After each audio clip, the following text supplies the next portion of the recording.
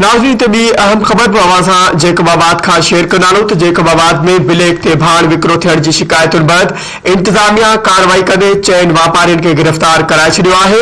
Assistant commissioner ऐं मुख़्तियारकार कार्रवाई दौरान विजय कुमार, संजय कुमार, दिलीप कुमार समेत चइनि वापारियुनि खे गिरफ़्तार करे संदन दुकान सील करे छॾिया आहिनि। हिकु भेरो ॿीहर इहा अहम ख़बर अवां सां शेयर कनालो जैकबाबाद खां त जैकबाबाद में ब्लैक ते भाण विक्रो थियण जी शिकायतुनि बैदि इंतजामिया कार्रवाई कंदे चइनि वापारियुनि खे गिरफ़्तार कराए छॾियो। असिस्टेंट कमिश्नर ऐं मुख़्तियारकार कार्रवाई दौरान विजय कुमार, संजय कुमार, दिलीप समेत चइनि ॼणनि खे गिरफ़्तार करे दुकान सील करे छॾिया आहिनि। हुजूर बख्श मुगेरी हिकु भेरो ॿीहर असां सां लाइन ते मौजूद आहे, वधीक तफ़सील मालूम कंदासीं। जी हुजूर बख्श, इन हवाले सां बि अपडेट कजो त भाण जे वापारी जेके आहिनि उन्हनि खे चइनि ॼणनि खे गिरफ़्तार कयो वियो आहे, छा तफ़सील आहे हिन हवाले सां?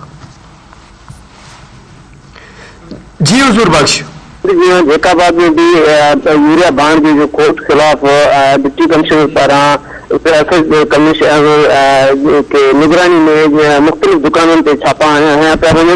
उन हवाले से स्टेट कमिश्नर के शहर में कार्रवाई करे ब्लैक ते यूरिया बांड विकिरो करण के इल्ज़ाम हेठि 4 दुकानदारों को गिरफ़्तार करे उन्हनि जा दुकान जेके आहिनि उहे सील कया विया आहिनि। स्टेट कमिश्नर शहजाद अहमद साई ऐं मुख़्तियारकार ऐं ज़राअत खाते के अमलदारनि सां गॾिजी बांड मार्केट में छापा हया विया। स्टेट कमिश्नर शहजाद 4 दुकान विजय कुमार ऐं संजय कुमार 4 दुकानदारों को गिरफ़्तार करे वरितो आहे, जंहिंजे मां विजय कुमार ऐं संजय कुमार, दिलीप कुमार समेत 4 ॼणनि खे गिरफ़्तार करे दुकान सील कया विया आहिनि ऐं उन्हनि खे जेल मोकिले छॾियो आहे। जी